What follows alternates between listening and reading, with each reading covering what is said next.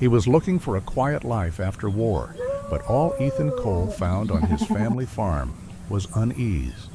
The cattle restless, the air tainted, and the soil whispering of secrets long buried. His only companion, a loyal German shepherd named Rex, began to circle the southern field, barking at the earth itself. When a sudden quake tore the ground open, Rex dragged Ethan to the edge of a hidden tunnel. What they found beneath would not only test his courage, but ignite a battle against forces far darker than the war he had left behind. Please support us by subscribing to the channel. The autumn sky hung low, gray clouds drifting across a chill horizon, the wind carrying the smell of rain-soaked earth. Ethan Cole sat behind the wheel of his old Ford pickup, its faded blue paint streaked with dust from the long highway miles. The man was 40 years old, though the weight on his shoulders made him seem older. His face bore the sharp angles of someone who had spent half his life in discipline and hardship, square jaw, high cheekbones weathered by desert sun, a permanent crease etched between his brows. His short dark hair, streaked faintly with silver, hinted at years of sleepless nights. A neatly trimmed beard traced his jawline, peppered with gray that betrayed the passage of time. For 20 years, Ethan had worn a uniform, serving in conflicts that blurred together in his memory. There were moments of camaraderie and pride, but also memories he wished he could bury. Nights filled with gunfire, the screams of men, the solemn neige after an explosion when dust and smoke settled on lifeless forms. Those memories lived in his chest like smoldering embers, never extinguished, sometimes flaring without warning. Leaving the military had been less of a choice and more of a necessity. His body stiff with old injuries, his mind tired of carrying ghosts. The road curved, and through the windshield he saw it. The farm. His farm now, though in truth it had belonged to generations before him. His grandfather, a stoic man who had taught him to mend fences with calloused hands. His father, who died too young, leaving Ethan to run from grief into the arms of the military. The farmhouse stood weathered but upright, white paint peeling at the edges, the front porch sagging slightly. The fields stretched wide, golden cornstalks, bending beneath the autumn wind, though patches of soil looked dry and neglected. Beside him, shifting in the passenger seat, was Rex, his German shepherd. Rex was no ordinary dog. 7 years old, his sable and black fur was thick around his shoulders, his amber eyes sharp and restless. He had been trained as a service dog during Ethan's deployment, steady under fire, able to sense when Ethan's pulse raced with panic, nudging his master back into the present. Rex had scars too, one along his right flank from shrapnel, another faint mark across his snout from barbed wire. Yet the dog carried himself with the noble bearing of a soldier, chest proud, ears alert, as if ready to guard Ethan from whatever haunted him. Ethan slowed the truck, parking near the barn. He sat for a moment, gripping the wheel, staring at the house. Coming back should have felt like peace, but instead a tightness coiled in his chest. Would this land welcome him after 2 decades away?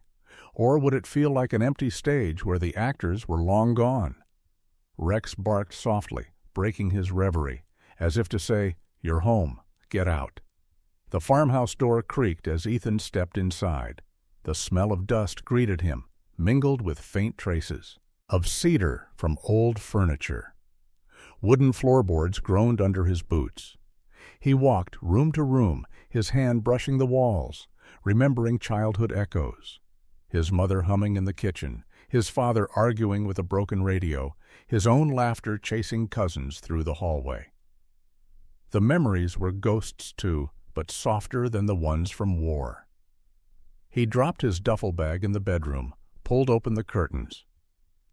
Outside, the pasture stretched toward the southern fence line, where tall grass swayed in uneven ripples. He frowned. The cattle usually grazed closer to the barn, but they were nowhere in sight.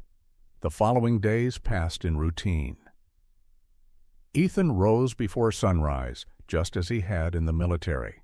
He fed the chickens, repaired the irrigation, walked the perimeter. Yet the farm did not feel steady. The hens clucked nervously, refusing to lay. The cows gathered near the northern fence at night, snorting and stomping as if disturbed by something unseen. At first, Ethan blamed it on the change of season, the dry spell, the warm nights. But unease settled inside him, a pebble beneath the tongue that he could not spit out. Rex seemed to sense it too. The dog paced along the southern field, ears pricked, growling low at times when nothing visible stirred. Once, Ethan found him digging furiously near the fence, claws tearing soil as if something beneath called to him. Ethan pulled him back, brushing dirt from the dog's muzzle. "Easy, boy," he muttered, but his own stomach tightened. On the third morning, Ethan visited the small-town store. Behind the counter stood Sarah Mitchell, a woman in her late 30s. She was tall and slender, with auburn hair pulled into a practical bun and green eyes that carried both warmth and wariness. Her skin was freckled from years in the sun, her hands rough from work. She had taken over the store after her husband's accident 5 years ago, raising 2 children alone. Life had hardened her in places, yet she still greeted Ethan with a cautious smile. "You're Cole's boy, aren't you?" she asked, her voice steady but edged with curiosity. "Didn't think I'd see you back here." "Guess the land doesn't let go easy," Ethan replied, buying feed and tools. She studied him, noting the stiffness in his shoulders, the way his eyes scanned exits unconsciously. Veterans had passed through the store before. She recognized the invisible weight they carried. "Well, yeah," she said, "you'll find the place changed, not all for the better." Ethan wanted to ask more, but she turned to another customer, leaving him with a gnawing sense that his unease was not only in his head.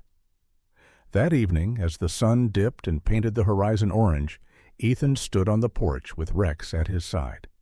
The air carried a strange tang, part mineral, part chemical, sharp in his nostrils.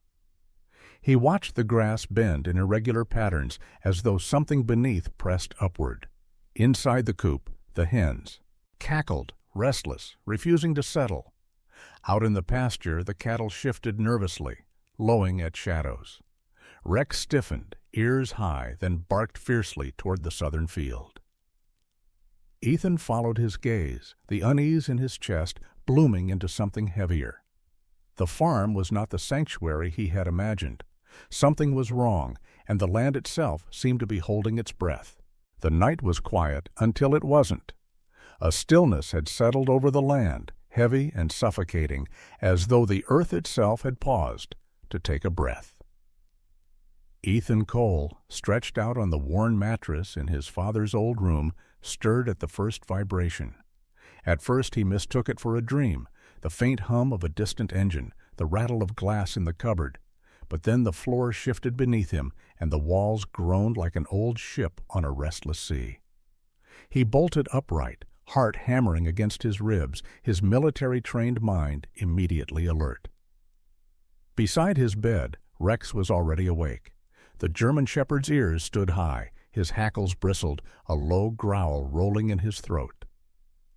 The dog barked sharply, then darted toward the door, nails scratching against the wood floor. Ethan shoved his feet into his boots, grabbed the flashlight from the dresser, and followed his companion into the night. The air outside was electric, carrying the metallic tang that had haunted Ethan for days. The farmhouse stood trembling as if it too had been rattled by unseen hands. Out in the field, the cows were in chaos, circling and bellowing, their eyes rolling white under the moonlight. The chickens clucked frantically inside their coop, wings flapping as if they sensed something unnatural. Rex charged toward the southern field, barking with a sharpness Ethan hadn't heard since deployment. Ethan ran after him, his breath forming quick clouds in the cold air. When he reached the fence line, he stopped short. The ground had split open. A jagged gash stretched across the soil, perhaps 20 feet long and several feet wide. The earth had collapsed inward, revealing a dark hollow beneath. The edges were unnaturally smooth in places, as if shaped not by nature but by hands or machines. The beam of Ethan's flashlight caught streaks of something wet and glistening on the exposed wall. He crouched, touched a finger to the dark residue, and lifted it to his nose. The acrid scent was unmistakable. Oil. Ethan's stomach tightened. He had grown up learning the rhythms of this land, its seasons, its soil, its quiet blessings. This wasn't part of that rhythm. He shone the light deeper into the gap. The tunnel descended into blackness, wide enough for men or machines to move through, its surface unnervingly uniform, like the inside of a pipe carved straight into the earth. Rex whined, pacing along the edge, his tail stiff, amber eyes fixed on the darkness. Ethan laid a hand on the dog's back. "Easy, boy," he muttered, though his own voice was taut. His mind churned. Hadn't Sarah said the land had changed, not for the better? Was this what she meant? The wind picked up, carrying the smell stronger now, part mineral, part chemical, an odor out of place in these fields. Ethan scanned the horizon. No lights, no neighbors rushing to check the quake. The farm seemed isolated, as if the world beyond had gone deaf. Still crouched near the opening, Ethan considered his options. His training told him to investigate, to measure the threat, to understand it before it understood him. But another part of him, the farmer's son who had once run across these fields barefoot, hesitated. This was his home, his inheritance, not a battlefield. Yet the line between the two blurred in that moment. Behind him, a voice startled him from his thoughts. "Ethan? That you out there?" He turned quickly, flashlight beam catching the familiar figure of Harold Green, his nearest neighbor. Harold was a man in his late 50s, short and broad-shouldered, with a weathered face framed by graying stubble. Years of farm labor had thickened his hands and stooped his back, but his pale blue eyes remained sharp and suspicious. He wore overalls patched in places, a flannel shirt beneath, and carried an old lantern. Harold had always been known in town as both dependable and gruff, helpful when asked, but wary of outsiders after losing a brother in a mining accident decades ago. That loss had made him distrustful of corporations, drilling projects, and anything that threatened the soil. "Quake woke me," Harold muttered, stepping closer, the lantern light mingling with Ethan's flashlight. His gaze fell on the gash in the ground, and his expression hardened. "Damn, that ain't right." Ethan studied him, searching his face for recognition or explanation. "You ever seen anything like this?" Harold shook his head, his jaw tight. "Not here, not this land, but I've seen caves collapse. This looks carved, man-made." He crouched, picked up a handful of dirt, let it fall through his fingers. "And that smell, oil. Been around it long enough to know." Ethan's mind flickered with unease. "You think someone's been drilling here, on my family's farm?" Harold didn't answer right away. He glanced at Ethan, then at Rex, who still stood rigid at the hole's edge. "Wouldn't surprise me," Harold said finally. "Companies don't always ask permission. Sometimes they figure folks won't notice what's happening under their feet." The words struck Ethan like a blow. He clenched the flashlight tighter, the muscles in his jaw flexing. "This is my land," he said, his voice low but edged with steel. Harold gave a small nod, as though acknowledging a truth Ethan had only begun to grasp. "You be careful, son. Holes like that don't open by accident, and if someone put it there, they'll want it kept quiet." He straightened, lantern casting long shadows across his lined face. "Best not linger tonight. Whatever's down there, it's not sleeping." With that, Harold turned back toward his own farm, his lantern bobbing into the distance until darkness swallowed him. Ethan remained, staring into the void. His thoughts twisted. Memories of war, of hidden traps and sudden ambushes, meshed with the silence of the farmland he had once trusted. He looked at Rex, whose steady presence had anchored him through chaos before. The dog met his gaze, eyes unblinking, a low growl vibrating in his chest. The earth had revealed a secret, one older than Ethan's return, older than his own questions. The soil his grandfather once plowed now whispered of trespass. Something unnatural had lived here long before tonight, and now the veil had slipped. Ethan stood slowly, the beam of his flashlight cutting across the fractured ground one last time. The tunnel yawned back at him, dark and waiting. He felt both the pull of dread and the inevitability of discovery. This was not just land, it was inheritance, responsibility, and now mystery. He turned back toward the farmhouse, Rex trotting close at his side, both glancing once more at the southern field. The hens still clucked nervously in their coop. The cattle still stamped and snorted at unseen phantoms. The night had given Ethan a glimpse beneath the surface, and nothing would be the same again. Morning came gray and heavy, the air damp with mist that clung to the fields. Ethan Cole hadn't slept much after the tremor. His thoughts had circled endlessly around the gash in the earth, around Harold Green's warning, around the smell of oil that didn't belong to farmland. He sat at the kitchen table, nursing a bitter cup of coffee, while Rex lay at his feet, ears flicking at every creak of the old farmhouse. The German shepherd's amber eyes never lost their alertness, as though he too carried the burden of vigilance. By mid-morning, Ethan made a decision. There was one man he trusted, perhaps the only man outside his family who understood both the bonds of loyalty and the weight of truth, Henry Dawson. Henry had once been his squad mate, a man who had shared foxholes, rations, and near-death moments. But while Ethan had stayed in the military for 2 decades, Henry had left earlier, carrying home not only scars, but also a conviction to fight in different ways. Now 42, Henry practiced law in the county seat, a modest office above a diner. Ethan loaded Rex into the truck and drove the 30 miles into town. The streets were quiet that morning. A few old men gathered outside the barber shop, women in heavy coats carrying groceries, children darting toward the school bus. The town hadn't changed much, though its buildings bore the faded wear of places forgotten by progress. Henry's office was marked by a wooden sign, paint-chipped but legible. Dawson & Kolu Legal Services. Ethan climbed the narrow stairway, pushed open the door, and found Henry behind a desk stacked with files. Henry looked up, his expression breaking into a grin. He was tall and lean, with a frame that still hinted at the soldier he once was, though his suit was wrinkled from long hours of work. His face was angular, with high cheekbones and a straight nose, his jaw dusted with a dark stubble that seemed permanent. His brown hair was cropped short, but messier than military standards would ever allow. What stood out most were his eyes, deep-set and gray-blue, eyes that had seen war and learned to question authority.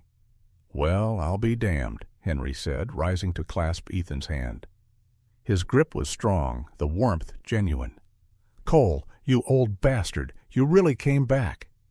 "Had to," Ethan said. "The land doesn't let go easy." Henry chuckled, then studied him with a lawyer's scrutiny. "You look worn, friend. Guess we both do. Sit down. Tell me what's dragging you in here with that dog." Rex, as if on cue, sat near Ethan's chair, gaze fixed on Henry.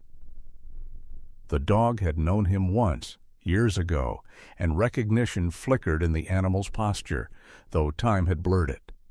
Henry reached down to scratch Rex behind the ears, earning a low, approving rumble. Ethan leaned forward. "Something's wrong at the farm. A quake opened up part of the southern field. There's a tunnel, Henry. Not natural. Oil stains, smooth walls, old cables. It looks like someone's been digging under my land for years." Henry's grin faded. His face tightened, shoulders squaring, as if stepping back into a battlefield. "You're telling me someone tunneled beneath your property without your knowledge?" Ethan nodded. "I don't know how far it goes, but it's there. And Harold Green thinks it's man-made. He smelled oil, too." Henry swore softly, rubbing a hand over his jaw. "You know what that means. Unauthorized extraction, maybe even theft. But before we talk law, we need to see it with our own eyes." They drove back together that afternoon, Henry's old Dodge pickup rattling along the country road. Henry drove with intensity, one hand gripping the wheel, the other tapping his thigh in restless thought.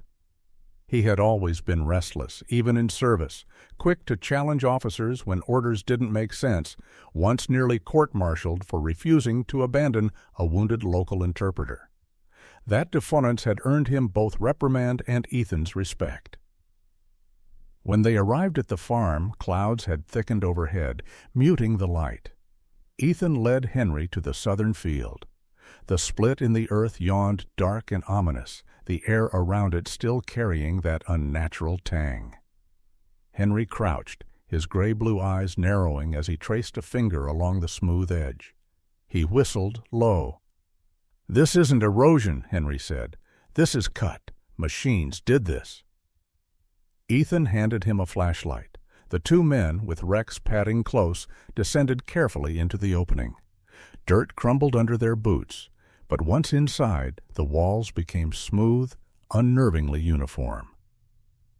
Rusted cables dangled in places, their insulation cracked, green with age.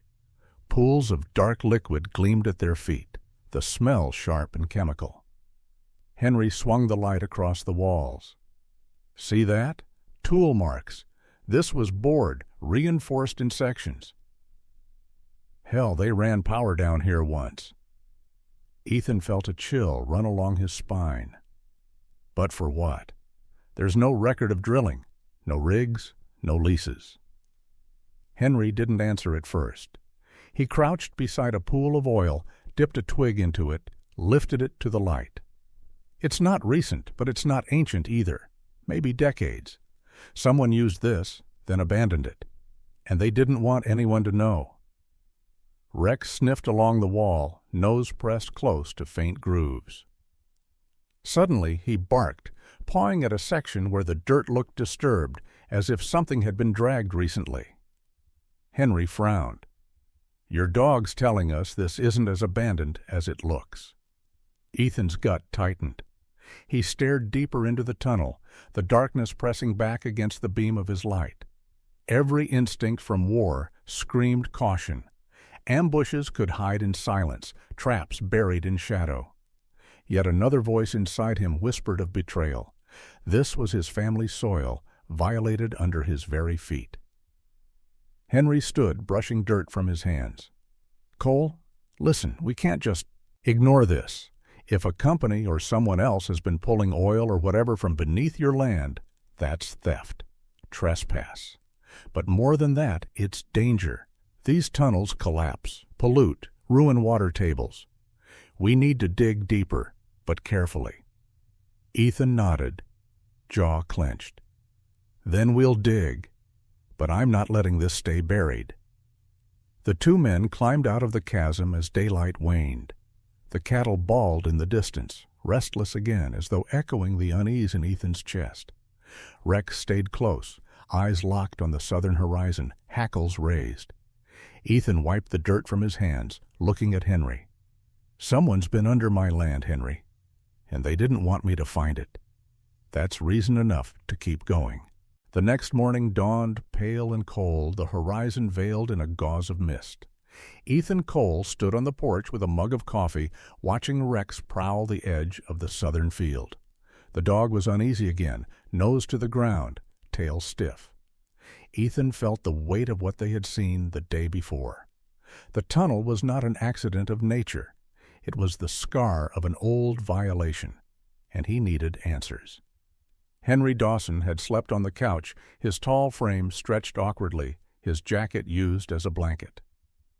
When he stirred, rubbing a hand across his stubbled jaw, Ethan had already made up his mind. "We start with the records," Ethan said simply. Henry nodded, his eyes hard but steady. By noon they drove into town, heading first for the county offices. The county building was a squat brick structure that had seen better days, with faded paint on the shutters and a flag drooping against the pole. Inside, it smelled faintly of paper, ink, and old varnish. Behind a counter sat Martha Ellis, the clerk. She was a thin woman in her late 50s, shoulders slightly hunched, with a crown of gray hair tied in a loose bun. Her glasses perched low on her narrow nose, magnifying sharp brown eyes that missed little.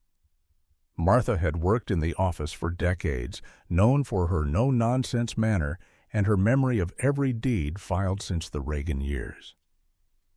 Ethan introduced himself, explaining his family's land and the reason for his visit. Martha listened without interruption, her lips pressed into a thin line. When he mentioned a possible tunnel and oil activity, her gaze flicked briefly to Henry before settling back on Ethan. "You'll want the land surveys," she said, her voice dry and efficient. "And mineral rights. A lot of folks don't realize those aren't always the same as surface rights. Give me an hour, maybe 2. She shuffled off with surprising speed, her heels clicking across the tile. They waited, Ethan restless, Henry leaning back in his chair, arms folded. Finally, Martha returned with a stack of yellowed folders. She slid them across the counter. "Be careful with those. Originals are too fragile. These are copies." "But they'll tell you what you need to know." The men carried the folders to a table. Ethan flipped through pages of hand-drawn maps, notes in fading ink.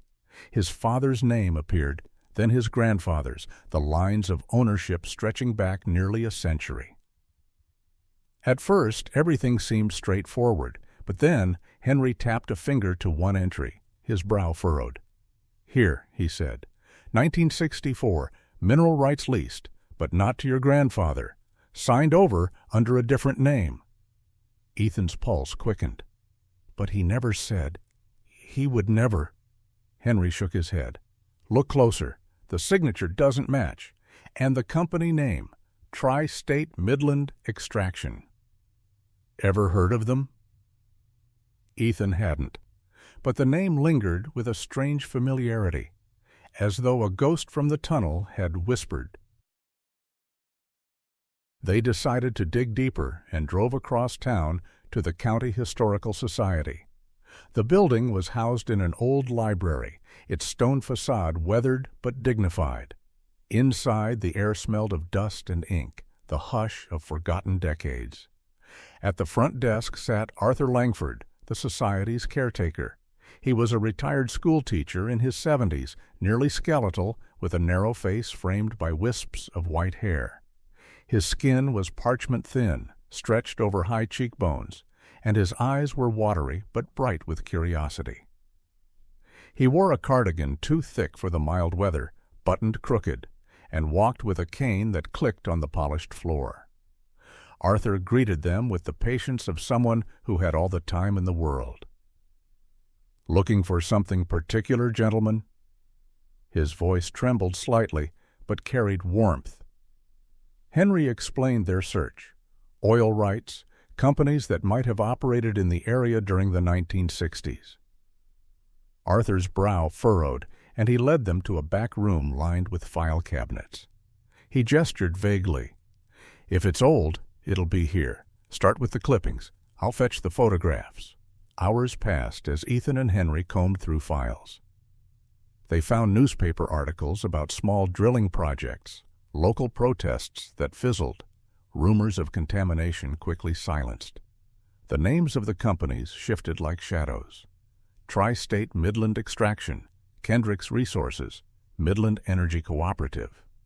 Always different, yet always tied to the same group of men. Arthur returned with a worn envelope, its corners frayed. Inside were faded photographs. Ethan lifted one and felt his breath catch. It showed a drilling rig, tall and crude, mud splattered around its base. 2 men in coveralls stood beside it, smiling grimly. In the background was a small wooden cabin, its roof sagging, its chimney crooked. Ethan recognized it instantly. It was his grandfather's cabin, long demolished, but unmistakable. The date scrawled on the back, 1964. He stared at the image, his chest tight. They were here, on our land, all this time. Henry leaned closer, his jaw set. They changed names, covered their tracks, but it's the same operation. Kendrick's energy, hiding under different masks. Arthur peered at them curiously. A great deal was buried in those years, he murmured, not just in the ground. Ethan placed the photograph back in the envelope with trembling hands. It wasn't just a tunnel now, not just a scar in the soil. It was a betrayal that stretched across generations, a theft carried out under the noses of his family, hidden in plain sight. The land he had returned to, the land his father had cherished and his grandfather had built upon, had been carved open long before him. As the sun dipped outside the library windows, casting long shadows across the dusty floor, Ethan knew this was no longer just about discovery. It was about reclaiming what had been stolen and unearthing the truth that others had tried to bury. Rain swept across the fields in thin sheets the following afternoon, drumming against the tin roof of the farmhouse as Ethan Cole and Henry Dawson sat at the kitchen table surrounded by documents. The evidence they had unearthed was damning, yet still incomplete. Photographs and faded deeds proved that Kendrick's energy, or whatever name it had gone by in decades past, had worked the land.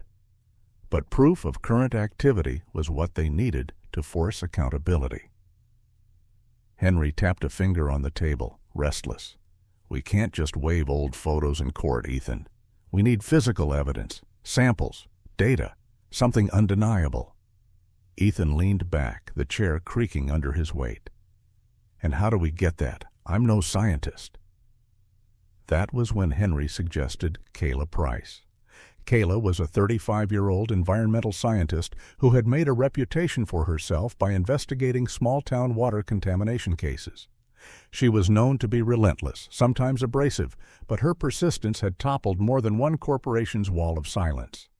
They drove into town to find her at her workshop on the edge of Main Street, a converted garage stacked with equipment, sampling kits, gas monitors, shelves of vials filled with murky liquids. Kayla stood at a bench, tall and lean, her dark curly hair tied back in a loose ponytail, safety glasses perched on her nose. Her skin was a warm olive tone, freckled faintly across the bridge of her nose from hours in the sun. She wore a faded army jacket spattered with chemical stains, cargo pants tucked into scuffed boots, and a small silver pendant in the shape of a leaf hung at her throat. Her eyes, sharp hazel flecked with gold, assessed Ethan and Henry with the same critical intensity she gave her instruments. "So you two bring me a story about tunnels and oil under farmland?" she asked, voice firm, carrying the blunt edge of someone with little patience for nonsense. Ethan nodded, sliding the photograph of the drilling rig across her workbench. Kayla studied it, lips tightening. "Kendrick's. They've played this game before. Different names, same hands." She looked up. "If you want this to hold, you need samples. Oil, gas, soil. And you'll need them collected properly. Lucky for you, I've got the gear." That night, with Rex trotting close, the three of them returned to the southern field.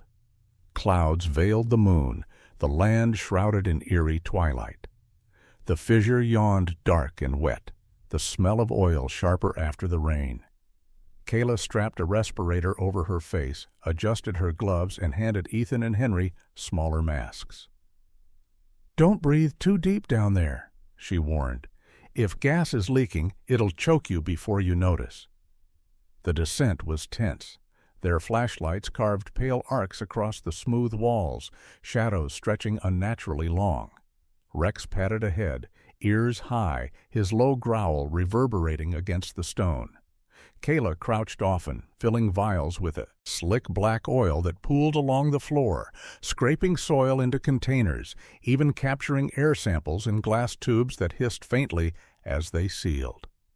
Her movements were efficient, practiced, but there was a grim set to her jaw. As Ethan followed her deeper, his beam fell across a section of wall that looked different.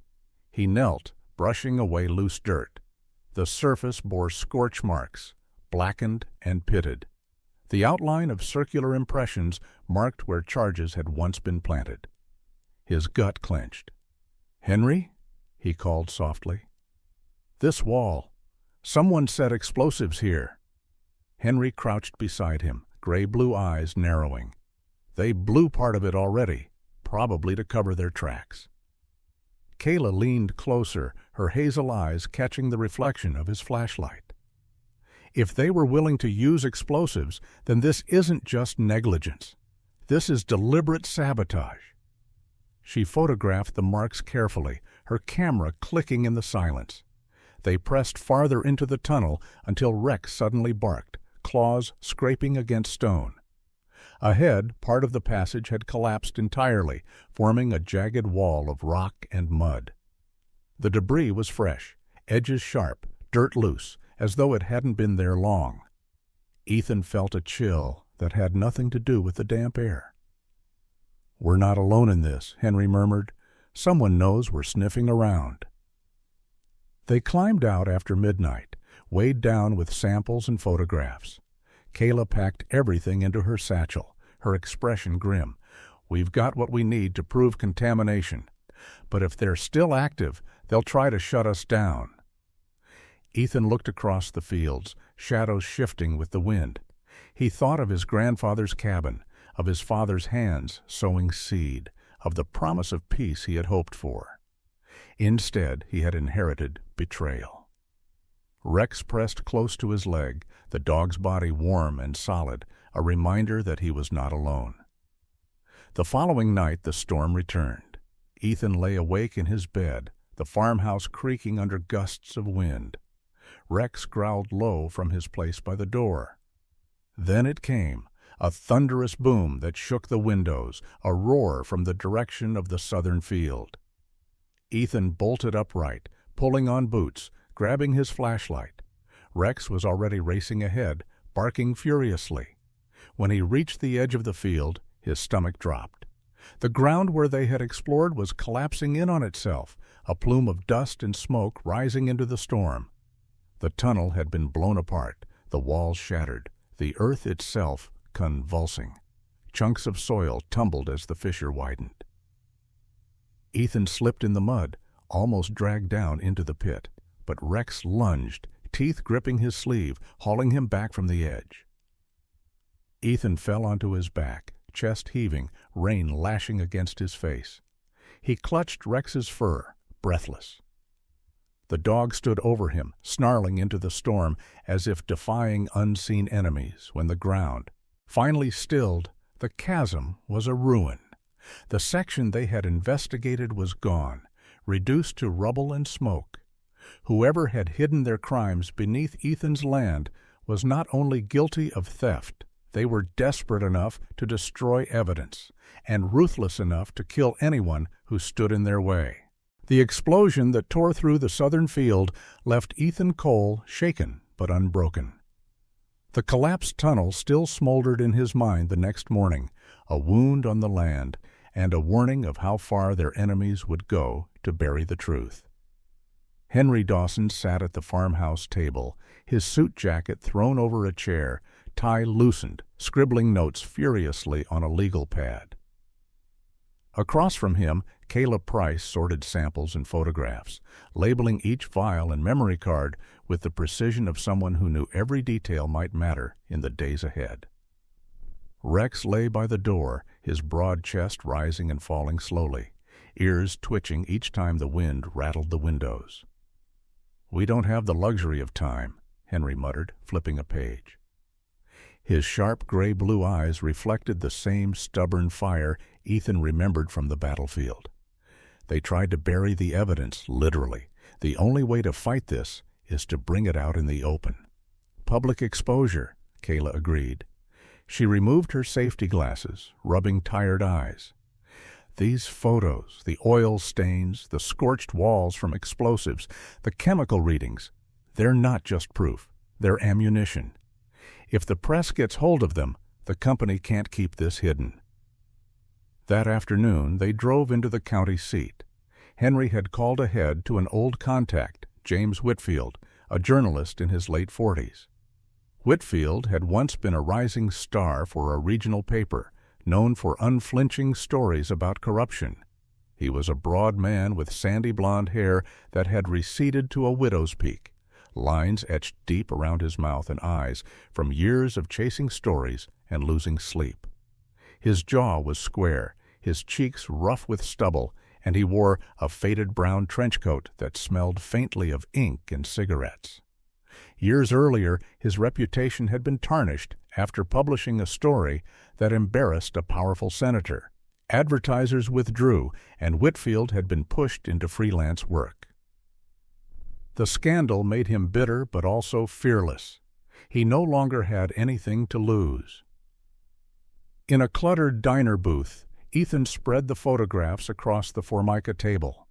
Oil pooling along the tunnel floor, rusted cables stretching through blackness, scorched walls where charges had been set. Whitfield leaned over them, his pale blue eyes narrowing. This is dynamite. You're saying Kendrick's Energy, or whatever name they're hiding behind now, has been drilling under your land illegally and then tried to blow it up when you found it?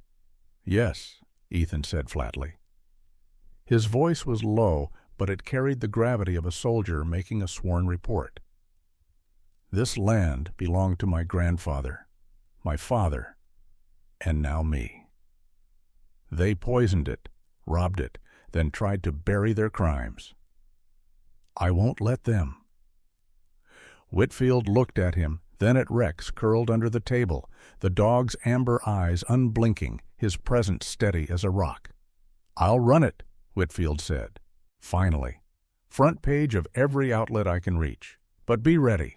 Once this is out, they'll come for you. The story hit the local press within 2 days. By the end of the week, it had spread to state and national outlets. Photographs of Ethan's farm circulated online, side by side, with maps of disputed mineral rights.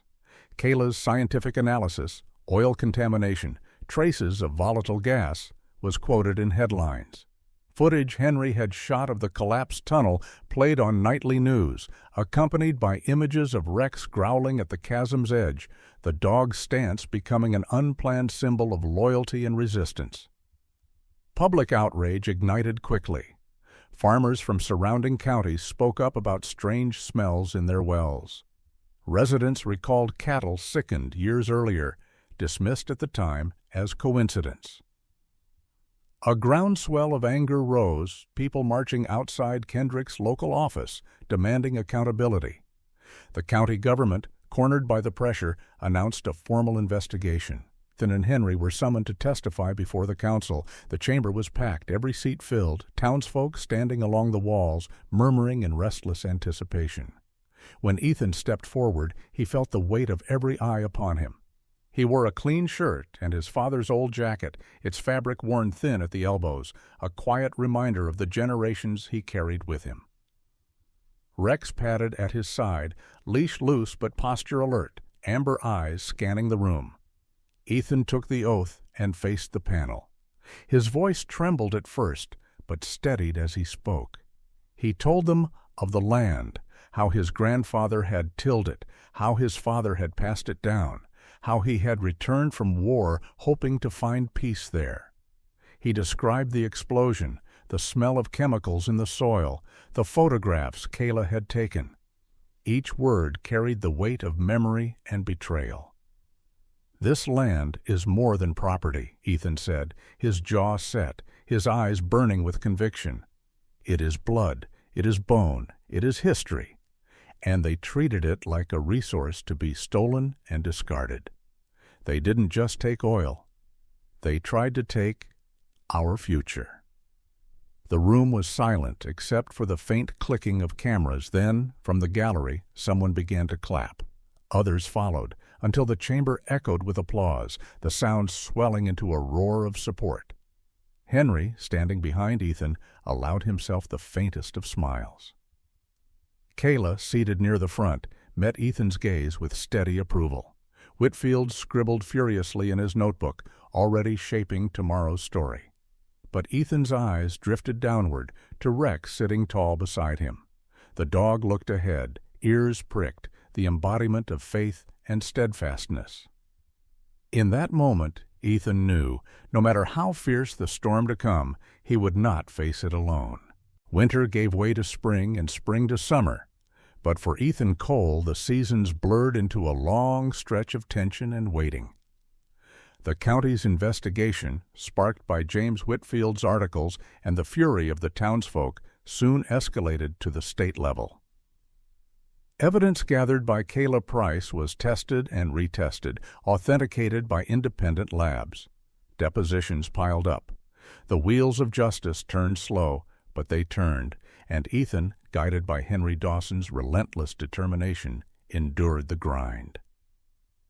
Months later, Ethan found himself sitting at a heavy oak table inside the courthouse of the state capitol, its marble halls echoing with the weight of history. Across the aisle, representatives of Kendrick's Energy sat in tailored suits, their faces sharp, cold, calculating.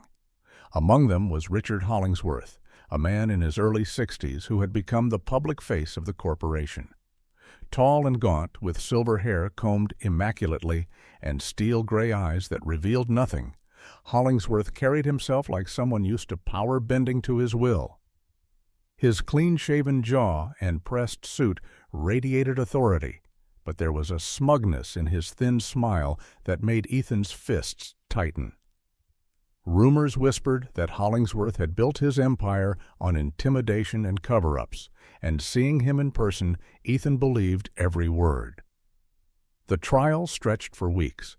Witnesses testified, farmers whose cattle had grown sick, locals who remembered foul-smelling water in the 70s, engineers who once worked for Kendrick's under its many disguises. Kayla stood on the witness stand, her hazel eyes steady, presenting charts and data that stripped away the company's defenses. Henry, sleeves rolled up, his stubble darkening with each long night, argued with fierce clarity, his voice rising and falling like a soldier's command. Ethan himself testified on the third week. The courtroom was packed, every bench filled, the air electric with expectation. He spoke of his family's history, his grandfather's cabin, his father's sacrifices, the years he had spent away fighting wars only to come home to find another kind of battle waiting. He described the tunnel, the oil, the explosion, and the night Rex pulled him from the collapsing field. His voice broke once when he spoke of betrayal, how the soil that had carried his childhood had been violated without his family's knowledge. But his gaze remained steady. All the while, Rex was allowed in the courtroom, lying quietly at Ethan's feet. The dog's sable and black coat gleamed under the lights, his amber eyes watchful. More than once, jurors stole glances at him, the silent emblem of loyalty and truth. On the day of closing arguments, the courthouse buzzed with anticipation. Henry stood tall, his gray-blue eyes burning. "This is not just about contracts or profits," he thundered. "This is about land that was poisoned, families that were betrayed, and a company that believed it could operate in the shadows forever. The evidence is clear, the damage undeniable.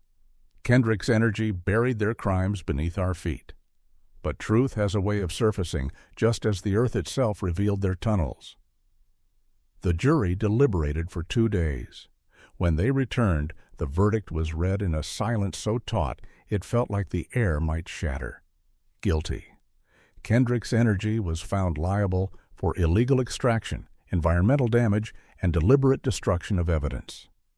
The company was ordered to pay restitution, dismantle, and clean the tunnel network, and multiple executives, including Richard Hollingsworth, were taken into custody.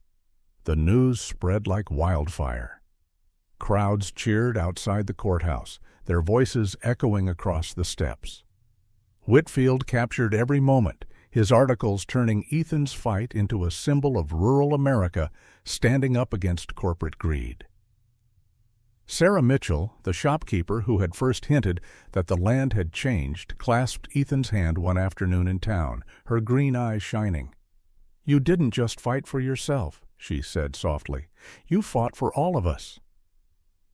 A year later, the farm bore little resemblance to the wounded place Ethan had returned to. The southern field, once scarred by fissures and smoke, now sprouted wildflowers along the fence line.